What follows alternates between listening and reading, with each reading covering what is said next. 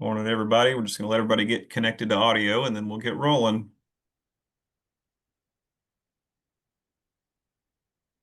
All right. Well, good morning, everybody. Welcome to our July ICON call. It feels like a while since I've been in the driver's seat of one of these, so it's good to be back. My name is Tori Colburn. I'm the Midwest Conservation Agronomist with American Farmland Trust. To start off with, if you all would just take a moment to put your name, your organization, occupation in the chat, and kind of what your territory or where you're working from, so we can all kind of just get to know one another. If you're new to the Icon calls, we'd like to know who you are and where your work area is. And I think at the same time, we can go ahead and launch the poll.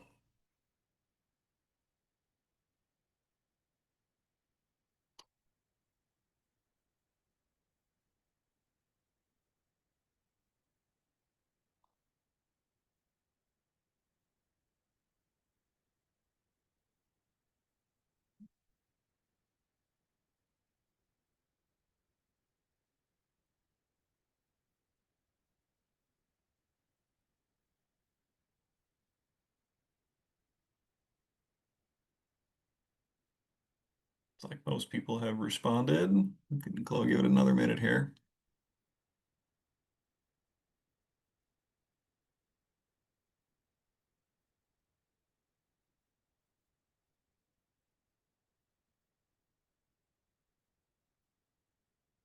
Okay.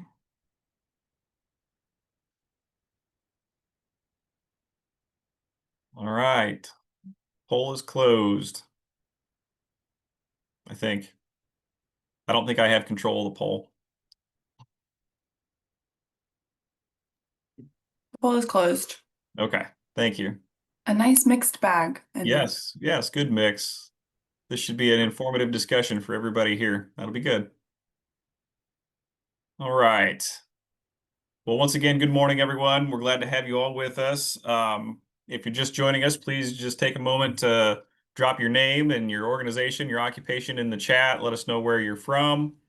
And we'll go ahead and get things kicked off here. So today we're going to have a panel discussion with some crop advisors and retail agronomists, and we're just going to have good discussion, hopefully. So we're joined by Aidan Walton of Precision Conservation Management, Brandon Hall of West Central FS, and David Kleinschmidt of Progressive Agronomy Consulting. So sort of start off things today, we're just going to have a back and forth between me and our panelists.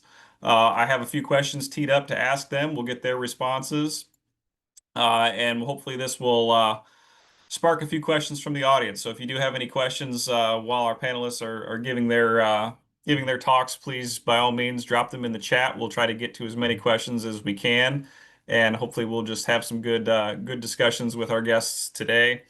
And then we have some news from around the network, and then we are also going to provide a few icon updates. And we have CEUs available at the end for any of those of you who are certified crop advisors. So with that, I think we'll go ahead and jump right into our panel discussion. I think to start off with, I have bios for all of you, but I think in the interest of time, I think what I'll do is probably just kick it to each one of you to provide a brief introduction of yourselves, kind of tell us what you do, and then we'll launch into questions. So I think we'll just go right in the order we are here. So Aidan, I think we'll start with you. I'll kick it to you. Just kind of introduce yourself and tell us what you do, and then we'll move to Brandon and David.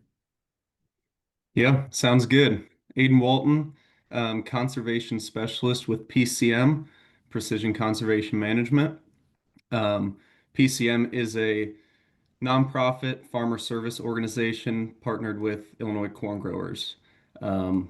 I'm located out of Bloomington, Illinois, but I cover 7 counties in what we call the North Central region. East to west, my territory is roughly Peoria to Gibson City. All right, Brandon Hall. Yeah. Hello, everybody. Brandon Hall from West Central FS here in Watauga, Illinois. Started my career as a location operations manager and have evolved that to kind of a hybrid role um, as now a certified crop advisor and crop specialist in the GrowMark system.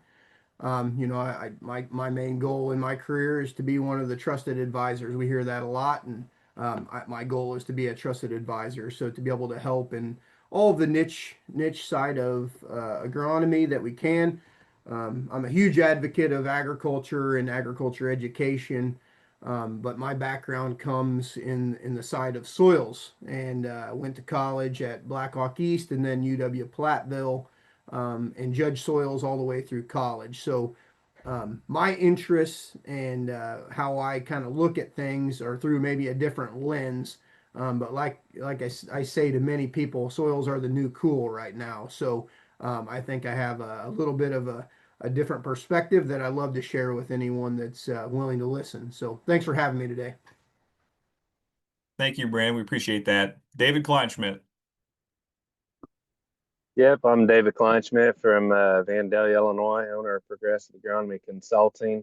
I, kind of like Brandon, I started out in ag retail actually, and transitioned into doing my own independent consulting work, working with farmers on cover crop management, fertility management, doing a lot of soil samples, combining different soil tests to look at the ability for soils to cycle and make nutrients available. I look a lot at the microbial activity aspects of the soil and trying to identify, what cover crops are needed and everything to help increase the diversity of the different species of microbes in the soil and increase the nutrient cycling and just overall function of soils as well. So I guess I kind of work in an area uh, all over south of Paducah, about 40 miles all the way up to about Kewanee, and out to about Marshall, Missouri area. All right, we appreciate that. So I think we'll go ahead and we'll launch right into some questions here. And my first one, we'll direct this to all three of you. Give you all three a response, a chance to respond.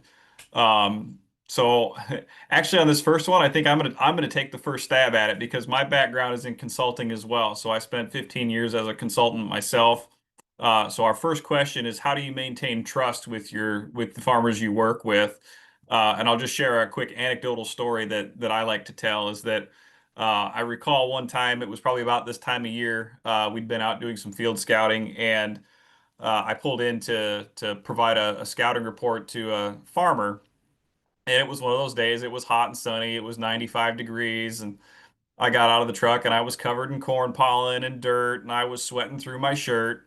And I chugged a bottle of water as I was on my way to the shop. And he comes out and he says, "Do you know how I know that I can trust what you're about to tell me?" And I said, I'm catching my breath, and I said, "No, how do you know?" He says, "Because nobody would go out into a field and spend the time that you do, come out looking like that, and then make up the story." So that at the time I didn't quite understand that would stick with me as much as it did. But I think what he was getting at was that he knew that I was out there and I was in the field just as much as he was, and that I was vested in what was going on out there, and that I was in it for him. So I like to share that story just as a way of demonstrating that having trust with a farmer is an important part of what consultants do. So with that, Aidan, I think I'll pass it to you. How do you maintain trust with the farmers that you work with?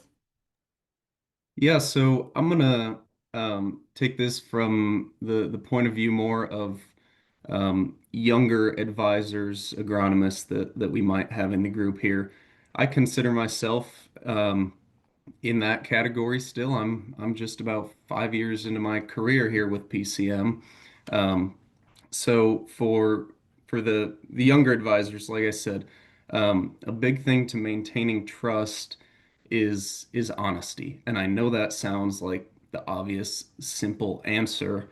Um, but what I mean by that is um, if a farmer's asking you a question or looking for your help on something, um, and you don't know the perfect answer, don't try and stumble through it.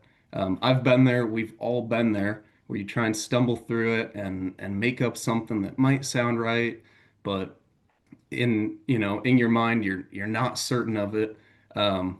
We got to try to avoid that because if a farmer's asking you something that might affect the economics and profitability of their farm.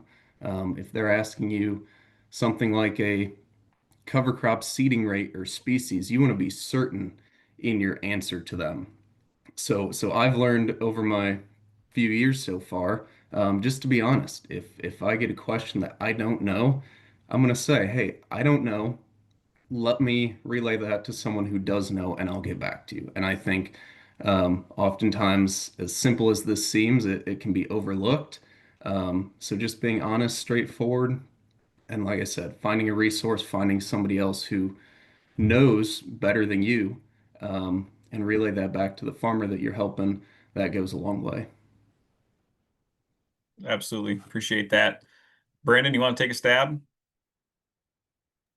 Oh yeah, I'd love to.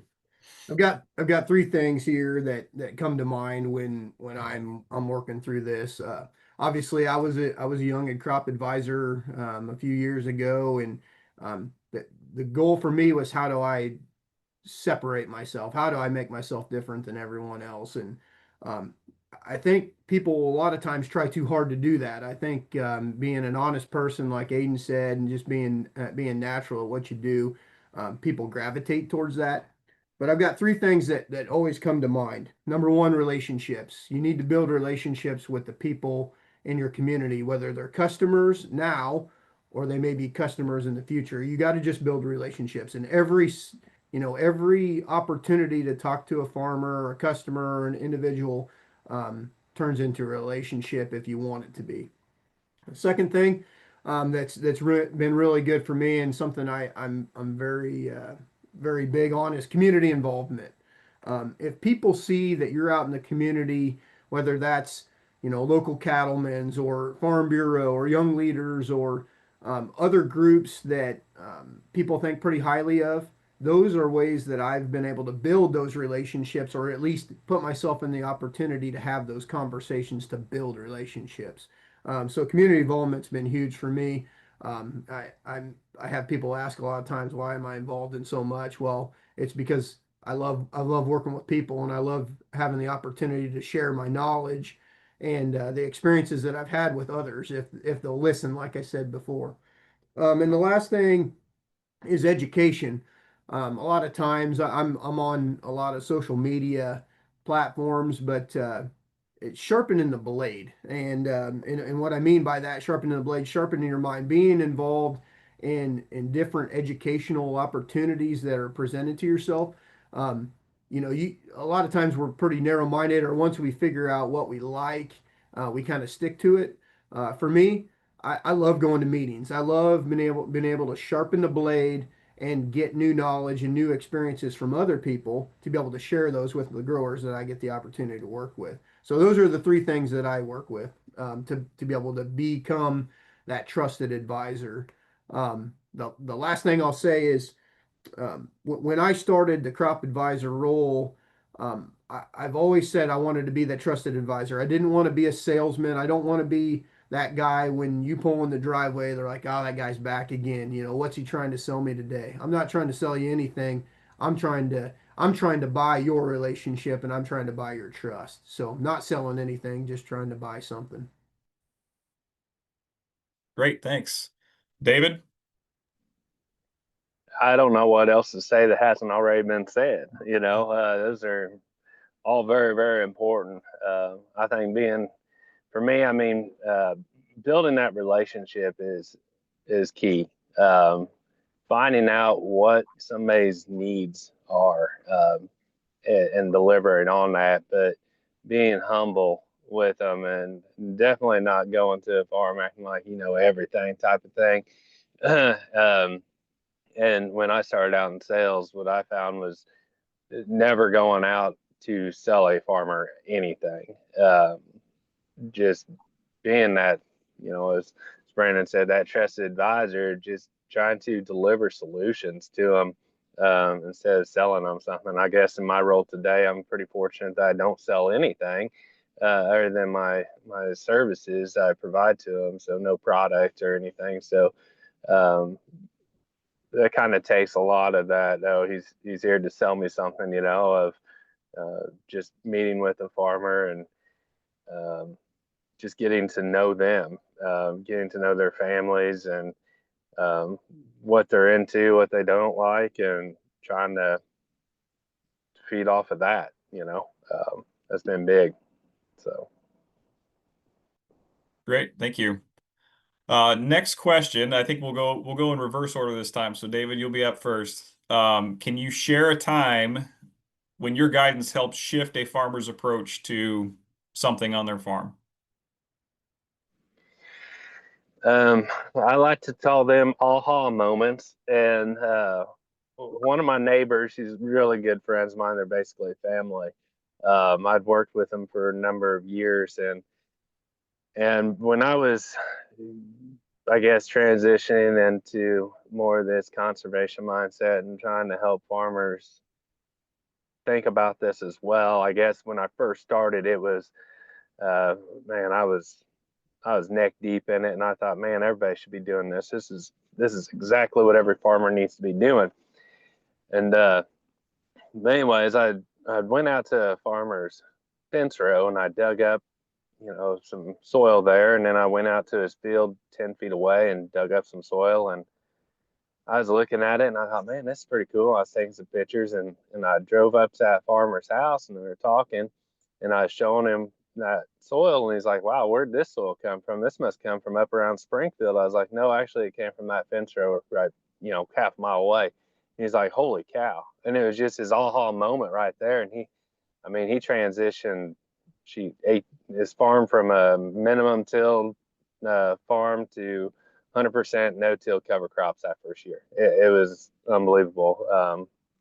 When people kind of see that aha moment of we need to fix our soils, or we need to fix this problem of just it's amazing.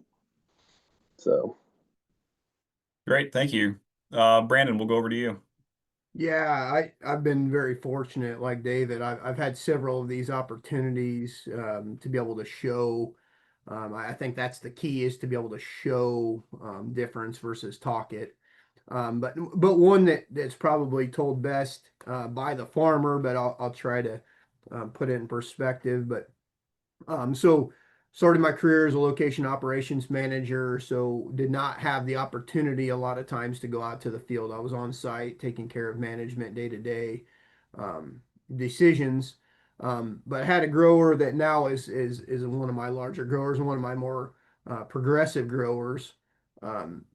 Call up, and he was dealing with or working with another advisor at the time within the company, and they said they were fixing a tile hole in a field, and he said, "I hear we got a big shot soil judge on the team now. What can we give him a call and see if he'd be willing to come out and kind of just talk us through what the soil profile was like?" And I was pretty excited. I got the call, went out there, had my shovel, had my my digging tools, and so they had already had the backhoe and they'd already dug the hole. And as I walked in, I seen a compaction layer, a little over a foot deep, and I started to figure out what kind of practices this farmer had just by the soil that I was looking at and the features that I was looking at.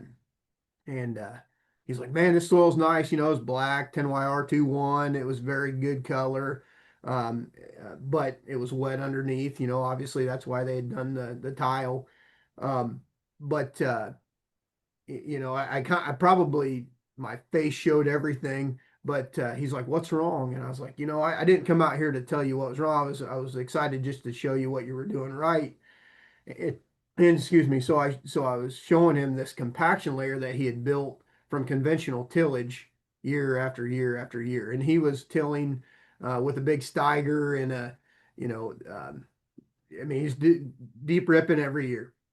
And he's like, "Well, that's okay. I'll just get the ripper out this fall, and we'll tear that out." And I said, "Sir, I don't think that's going to work. It's too deep. You will never get to it, and then you're just going to keep pushing that down." And so I had the opportunity to use some of the knowledge that I'd gained through college and soils experiences to have what typically is an uneasy conversation when you start talking about changing their conservation practices or their tillage practices.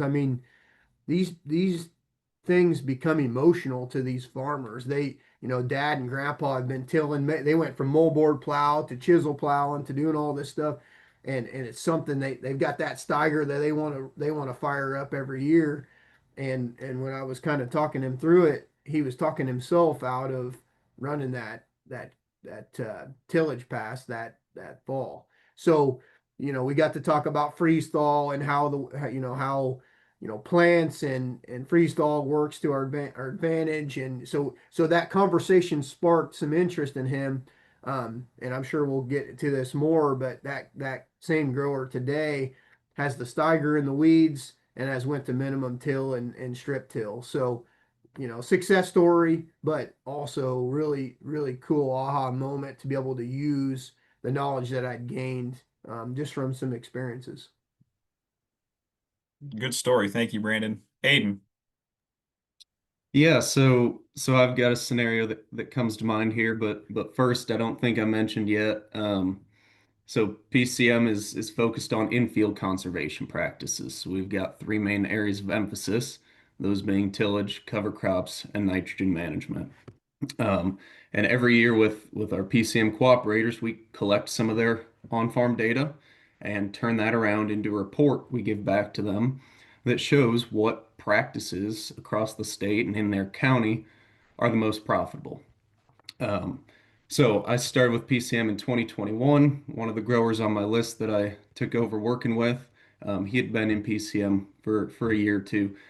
So that first year I was working with him, I just spent a lot of time listening, just listening to his plans, his goals for the farm and whatnot. And at the time, his corn program was strip till and fall anhydrous with a little bit of nitrogen in season. And on soybeans, he had a two-pass tillage program. So, like I said, that first year I just spent a lot of time listening. Second year, when I came around to see him, brought him a PCM report, which, like I said, has a ton of good data and comparisons. I felt my relationship with him had grown enough at that point to make some recommendations and some suggestions. So I showed him our PCM data, which on the corn side shows that more in-season nitrogen is more profitable than fall applied nitrogen. It's very straightforward in our data. And I showed him on the soybean side that his two-pass program compared to his neighbors and everyone else in PCM was not as profitable as a one-pass or no-till soybean system. So that next year, he moved away from fall anhydrous, put all of his nitrogen in season for corn, split applied, and on soybeans, he took out one of those tillage passes. Um, Doing those things not only made him more profitable on the farm, which we can show in his data reports, but it also made him eligible for a few programs and incentives on top of it to boost his profitability even more. So that's just one example that comes to mind of someone that really put their trust in our PCM data and made some big changes just one year from the next, and it paid off. He got rid of one of those tillage implements, has no plans to go back, and man, he's doing great things on the farm now. Excellent. Thank you, Aidan.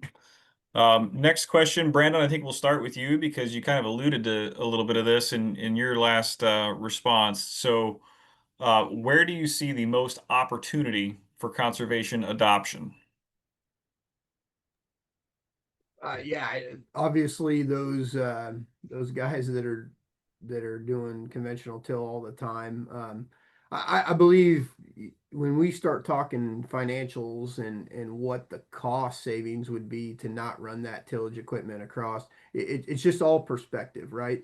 And Aiden alluded to it several times that you just got to listen to them. You got to find what works for them. If you come in guns a-blazing and you're telling them that everything they're doing is wrong, that's not the approach that's going to work at all. They're just going to put up a wall and you're never going to gain anything by that. But I think putting things in perspective and showing pictures and showing findings that you've used.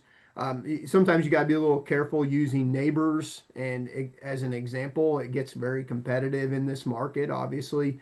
Um, but ones that maybe they look up to. If you can figure out by listening who those individuals are, by word of mouth and these groups, whether it's a marketing group or it's a board, county board or whatever, if you can build that trust and you can start to have success with one guy, if that's the right guy, it's all going to kind of play out. So opportunity sometimes is where you less expect it as well. Where you walk into a farm and you see all this tillage and you're thinking, nah, no way this guy's changing. But if you can show success and you can work a little bit at a time and not get it all at once or put it all out there at once, it kind of comes full circle. Yeah, I would agree with that completely. David, I think we'll come to you next. You know, and I don't know. I kind of take an approach where, um, yeah, I used to be one of those anti-tillage purist guys, and now I kind of look at it like, it's part of the system of how we use it and how we manage it. Um, but I feel like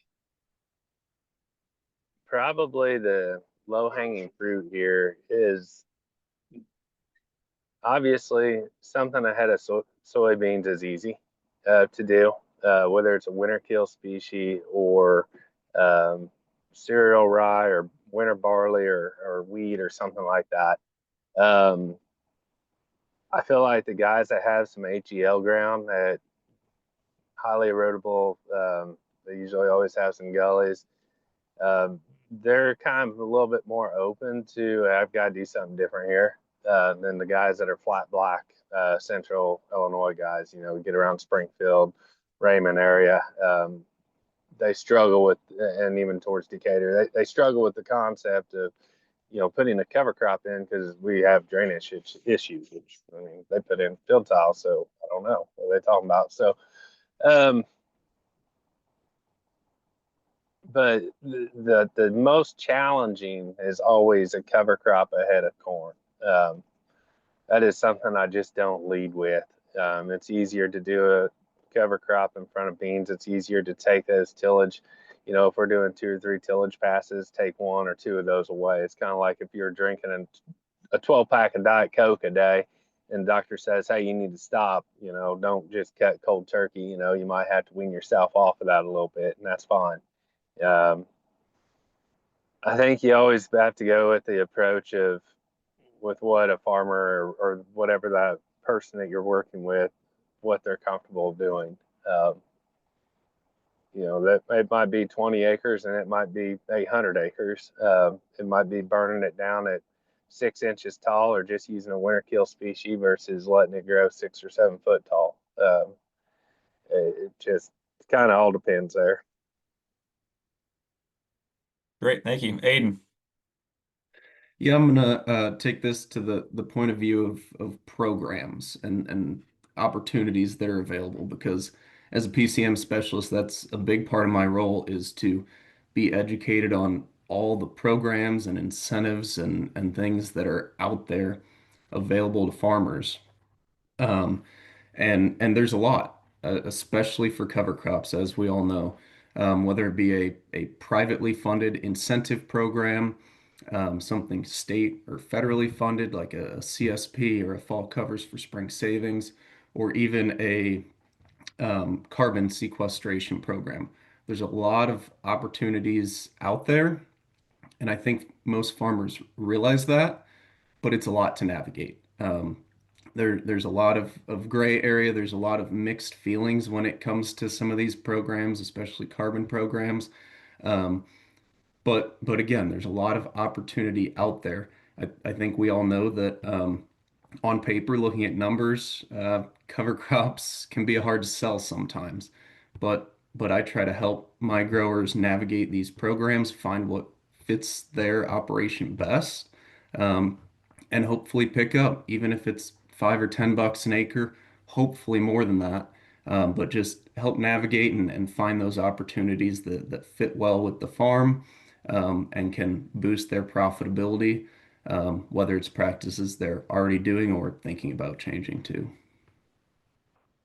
Great, thank you. I think there's a common thread in what all three of you said is that the biggest opportunity for conservation adoption is not the same for every farmer. There's a lot of various practices out there, and not everybody is going to be as receptive of all those as the neighbor. The same thing is true, Aidan, like you said, for programs. Not every program is right for every farmer. So it's important to keep an open mind, do a lot of listening, and help farmers find what is going to work best for them, whether it's the cover crop, the tillage, the nutrient management, what program should they look at enrolling in. There's a lot of things to consider with these things, and there is no silver bullet to any of this. So appreciate you all answering that question as honestly and straightforward as you did. Hey, Tori, Um, I'd add one thing here. sure.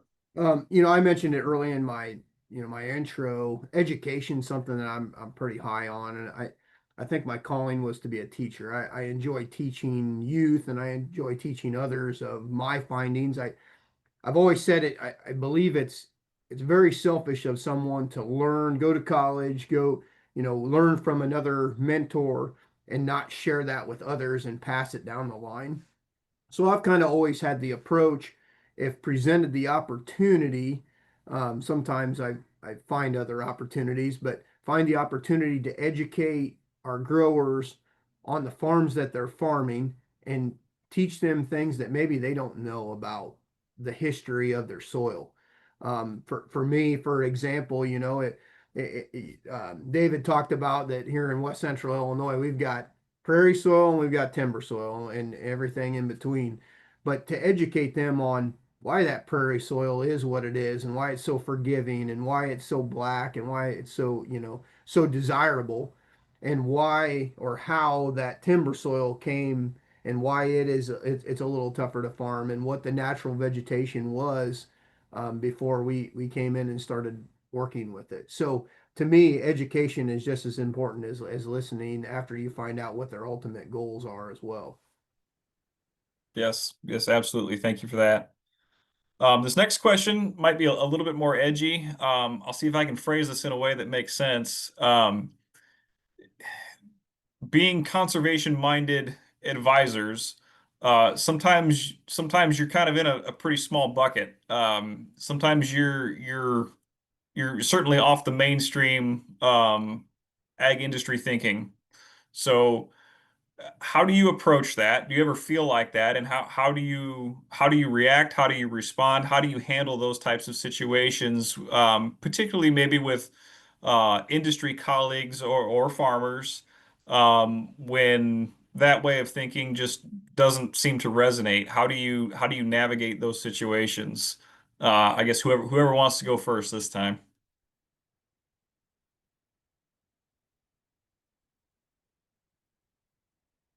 Yeah, I'll jump in with a couple thoughts. Yeah, that's a loaded question.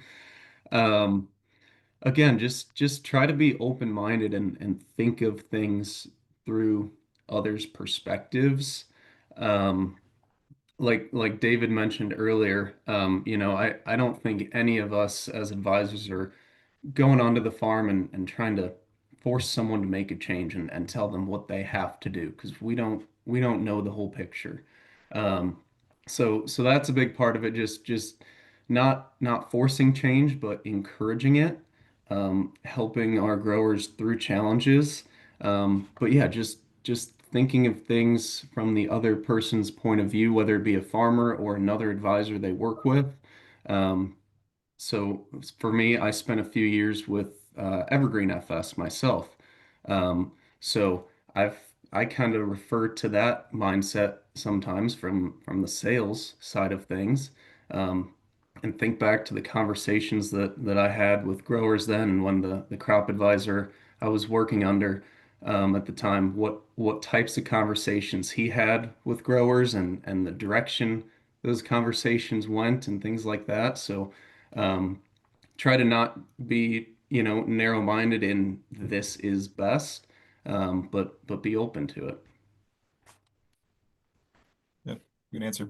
Yeah, I would say being neutral and open-minded as well. If you go in there, obviously it's good for them to understand where your direction is coming from and why you're bringing up these ideas. But it's also good, like we've said many times, to hear why they do what they do. And then, not having an answer the first time you meet with them might be the best approach. You take in all that data and you take in all that and listen, and you take it back and digest it yourself, to be able to, maybe debunk some incorrect theories that are out there, or some of these things that people are saying that you can't plant a grass crop in front of corn, or you can't do this or you can't do that.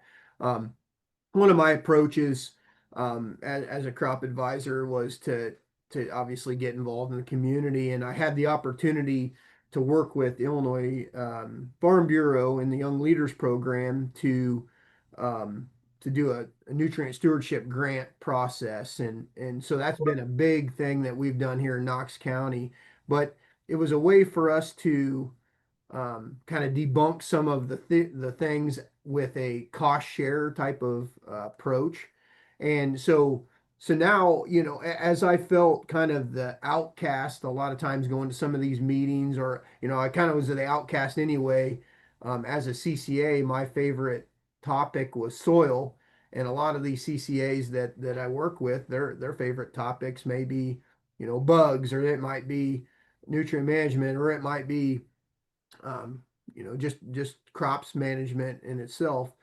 So by me having a different approach, I've actually learned that, by being the outcast, now I've become the local expert or the local go-to guy when there's a question. So I've kind of turned an uneasy, being uncomfortable has been very good for me, to be able to for people to come to me, and like you said before, if I didn't know the answer, I knew people that were pretty progressive that I could go to, or having this community, the Illinois Sustainable Partnership and the Advanced Soil Health Training, having all those resources to be able to go to, and friends that are like-minded, but also have different perspectives from other growers that they've worked with, to be able to make an uncomfortable situation a comfortable one, just by education and listening.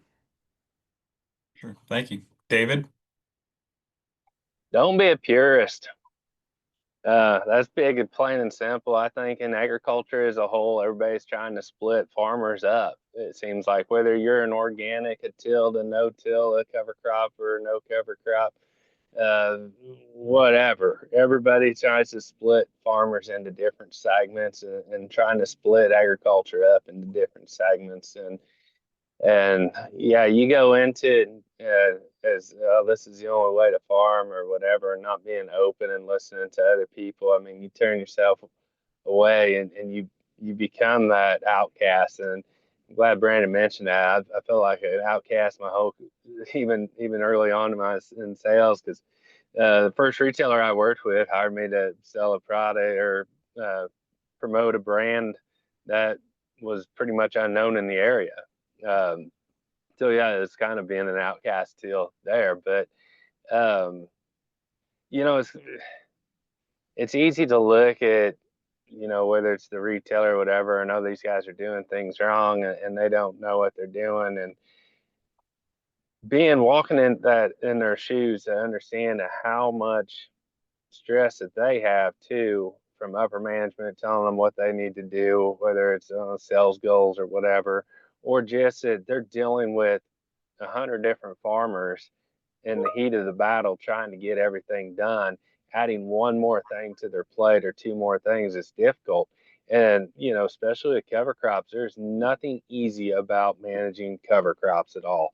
Um, whether it's the herbicide residual carryover from a spring application to that fall planted seed, or the termination or the carbon to nitrogen management, understanding microbial activity of the soil, all of that stuff and how it affects it, that management is incredibly difficult. And putting that onto that retail seller or whatever is very stressful when they've got thousands of fields they're trying to manage. So I get that. And I think that's a big part of it is understanding where people are coming from with that. But I've had some retailers that thought, talking to some of the guys I've worked with, that thought, man, these cover crops, they just couldn't understand it. And then here in the last few years, they started selling some type of a bug in a jug biological product that's supposed to help break down residues or start to build aggregation in their soils and everything. And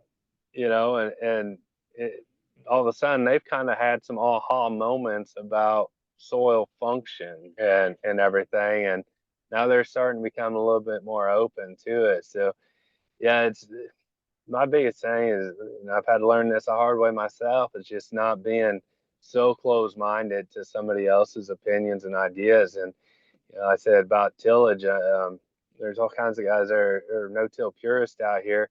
But I started going back and reading some of these early 1900, 1920, 30, 40 pamphlets from the USDA and thinking about how great grandpa would have farmed with clovers, and obviously had a lot of livestock on the operation, but how they use plow down and different methods like that. And thinking about some of our weed management issues that we have now, and thinking about our nutrient cycling issues that maybe we don't have as efficiently now, and how some of those different practices may not be as bad as what we think they are, especially with some of the modern tools that we have in our toolbox. So I always like to look at our toolbox and keep every tool in our toolbox available, because today I might be a plumber, tomorrow I might be working on a carburetor on a car. I mean, but I don't need a pipe wrench for everything, and I don't need a square for everything, but I want to make sure I have it in my toolbox. Yep, thank you. That's a great analogy. I'm gonna pivot to a question from a audience member here. Steve is asking a more technical question, so I'll pitch this out to anybody who wants to take it. What is the recommendation for split nitrogen applications in corn in heavier soil types in a wet spring? So for me, I guess I really like split applying nitrogen. I had mentioned in my intro that I'm combining several soil tests into one. Uh, I've actually started to create kind of a nitrogen efficiency score based on your soil's metrics by looking at that to determine what soils are going to be a higher response to a late season application compared to others that maybe need a little bit more up front. But also knowing your hybrid as well. Some hybrids have a very high response to nitrogen, some have a very low response to nitrogen. Those ones that have a high response to nitrogen will probably always be beneficial to have that, 2 or maybe even 3 shots of nitrogen late season. For me, typically though, I like to no more than 100 pounds up front, typically in the 50 to 70 pounds range, and then come back in and try to side dress. I really like using UAN. I really liked using actually melting urea, and using that as either a wide drop, a side dress, or even as a foliar at low enough rates, 5 to 8 gallons. Typically don't have any issues with crop injury, but being the form of nitrogen it's in, you can readily take it in through the leaf tissue. With that being that there's no nitrate in there, it's easy to mix in other potassium sources like potassium thiosulfate to make sure you get enough potassium and nitrogen and sulfur into that plant when it demands it. And with using the liquids, some dries too, I always use humic acid in with it. I really find a huge benefit of adding the humic acid as a stabilization of that nitrogen. Carbon will tie up nitrogen. And But the other thing is it helps to make other cations and anions in that soil more available as well. So that's kind of my ideas. All right, thanks. Aidan, Brandon, either one of you want to respond to that one? I think that sounds good. Nothing much to add on my end. Brandon, anything to add? Yeah, I mean, for me, just looking at each soil, one thing that I just want to add was, each soil type is so different and what it can handle. And I think going back to, understanding what that soil is, what its availability is, what crop you're growing. Those are critical to, and what resources are available. Here at FS, things have changed over the last few years. We used to be 100% anhydrous ammonia. We'd put anhydrous ammonia in the fall. The ag retail world has evolved, and I think sometimes there's people that have that misconception that it hasn't, that we're just trying to slam a bunch of nitrogen in the ground and walk away from it and it'll be there in the spring. But um, understanding that we do have the resources for, liquid, dry, ammonia, and be able to put that in at the timings that are needed, and building those nitrogen management plans to the specific soil and what you're growing. It's changed, even in my 10 years here, what our approach is. And I have my own personal beliefs of what fits our soils, but others might have a different opinion, and farmers do as well, right? We got to go back to that, what they believe in. But essentially what I've seen the most is we've started reducing our nitrogen usage, period. The nitrogen efficiency in our soils and the mineralization and all the stuff that we're doing on the biological side is helping us reduce that nitrogen need anyway. So just having that in mind as we do those other things like David was mentioning, that that nitrogen load, whatever that synthetic nitrogen is that you're using, you can reduce some of that as we're making our plans. All right, thank you. I'll go ahead and ask my last question on my list, and then I think we'll probably go ahead and start wrapping things up with some updates. But um, where do you guys go when you need resources? I'll pitch that out just generally, whoever wants to take it first. I call Tori. That's the best answer I've heard. Oh, I don't know. I guess I've been fortunate to be surrounded by a whole lot of really smart agronomists and soil scientists and different people within the industry that I can rely on and call friends. So, um, I call them when I can't figure something out. Or, our phones today have got the ability to have, we're so much more connected to more resources than we ever were, like growing up 20 years ago. If I had to write a research paper, it killed me, going to the library and and having to go through encyclopedias and everything else and reading all that. Well, now I can just Google it. You can find a lot of information out there. You got to sort through a lot of it, but I have found that compiling a lot of that data, and I've got a Dropbox folder that is filled with research papers and articles, whether it's traditional agronomy to conservation farming. It's important to be able to, like Brandon said, always educate yourself. Yeah, I would just echo on David here. It's all about your networks, right? Taking those opportunities that come forward. I've mentioned the advanced soil health training that I went through, built some really strong connections there. I also do some research on my own. I do a bunch of trialing. Um, just just go to field days, go to different events that you find interesting. There's going to be side conversations that are being had that you're going to learn more than you ever dreamed of gathering at that specific event. The Illinois Soybean Association does a great job of putting those on as well. So anytime there's those tailgate talks or those, those type of events, you'll see my name on the roster, because I know that I'm gonna, one, get to revisit with some of the friends that I made in the advanced soil health training, but also build some new connections that I can then bring home to my growers. So just keeping an open, positive mindset on all of this, and sharpening that blade. That's really important on your. I know there's not a lot of off time for advisors, it seems like, but to be good and to be somebody that people can trust, I believe there shouldn't be downtime. We need to continue to sharpen that blade.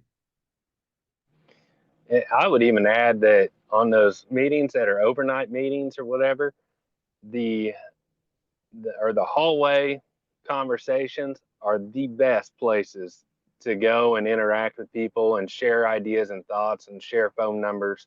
I mean, you'll learn more there sometimes than what you actually do sitting in the meeting.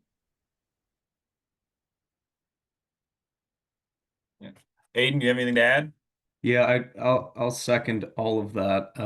Yeah, the advanced soil health training was a great series of meetings, a lot of good connections there. And even I'll refer to my other coworkers within the PCM team. I mean, oftentimes, someone might be more knowledgeable on equipment or soils than myself. So we constantly, almost daily, are bouncing ideas and questions off of each other. Um, Something else I like to do, if a farmer asks me a specific question about something, um, I'll think through the other farmers I work with in the area and who might be doing that practice or whatever it may be successfully. And if they're both okay with it, try to put those two farmers in contact with each other, and build a new relationship, someone who they can talk to. Boots on the ground has maybe done those practices that the other one is thinking about trying. So just making connections between farmers, coworkers, other advisors, it's all very important. All right. So we did have one more question. I don't think we quite have time to get to it. So Nick, we're going to pass your question along to each one of our panelists, and we'll let them respond offline. I'll make sure you guys all get that question. It's a question that may take a while. So, but we'll pass that along. So I think we're going to go ahead and pivot to do a few updates from ISAP, and then we'll get things wrapped up. So Rachel, I think I'm going to pass to you to do our updates. Yeah, thank you, Tori, and thank you to all our panelists. Huge thank you. So as we're close to wrapping up our summer series, this summer we've been focusing on our networks of support and what that looks like across Illinois. So ISAP just continues to uplift the voices of all these professionals, wonderful professionals working in conservation agriculture across Illinois. And over the next months, we are growing our network even more through the conservation story map on ISAP's website. And we are especially highlighting the voices of women farmers, ag advisors, conservation professionals. And we are asking you all to help us build that network. So any women on this call who aren't on the story map, this is your invitation to please add your PIN. Adding your PIN to the map lets you connect with other folks across Illinois, people who are near you, or maybe even far away from you, but are doing amazing work. And if you also know of any women that should be on this map, you can pass the link along to them. Aidan, I know you mentioned there's plenty of specialists at PCM, so we'd love to get all the folks that we can on the story map and just build out a really amazing whole story of what conservation looks like across Illinois. So thank you all for supporting this effort. And then you can keep growing the network with us by joining us on LinkedIn, following our LinkedIn page where we post all the things about our events that are going on across ISAP and some amazing work that our partners are doing. You can also follow our Meta page. And then all of these calls are recorded and posted on our YouTube page. So we have plenty of hours of learning there. And you can also see some amazing things that ISAP is up to. And just a few things going on around our network. People are always welcome to submit these to me. I just kind of throw these together about what I know is happening in the network. So American Farmland Trust is hosting a bioenergy farmer survey that closes at the end of July. And this is really just to gauge how farmers are using perennial bioenergy crops, if they are, if advisors are using these at all or talking about them with farmers. So pretty quick survey that just kind of helps guide their work. And then kind of along with that is a Power of Perennials workshop hosted by American Farmland Trust as well, talking about all the different benefits perennials can bring to your farming operation. Savannah Institute is holding an alley cropping field day. They host these monthly field days to talk about alley cropping and different agroforestry practices. So you can check that out in August. And then a little ways away, but you can never plan too early, is the 2025 workshop for watershed leaders. And I know Helen is on the call. She's been doing a lot of amazing work to help put this workshop together. And we'll be hosting American Farmland Trust, and a few other sponsors are hosting that in November. And so this is for watershed leaders, folks who are involved in watershed groups or farmer-led groups in their area, and want to just beef up their knowledge and talk to some like-minded people, and learn some amazing skills as well. So that's all for the news, but if anyone has anything else that they want to add in the chat or let us know about, you're always welcome to type something before the end of the call or send it over to me, and then I'll make sure that that gets passed along through our news network. So that's all for me. Tori, I will pass it along to you. All right.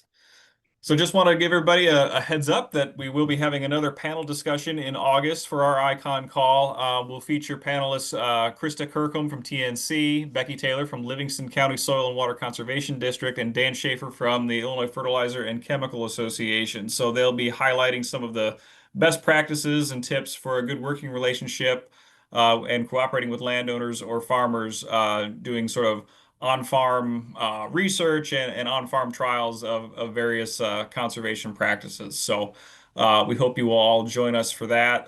That should be another good discussion with a pretty diverse panel. So we're looking forward to that. That will be, let's see, that should be August 13th at 9 o'clock. Yep. So hope you all will join us for that. And I think we have a slide for CCA credits, if I'm not mistaken. There it is. So if you need CCA credits, by all means, you can use the QR code to scan. If you do not have the CCA app, you're more than welcome to send us your name and your CCA numbers, and we can get that submitted. I guess you can send it right to Rachel, and she'll make sure that that gets submitted. So, and then if you take a moment, please, to answer our exit poll, that would be most helpful to us. So. I want to extend a big thank you to our three panelists for today. Gentlemen, you did a wonderful job. Appreciate the information, the knowledge, and the willingness to share.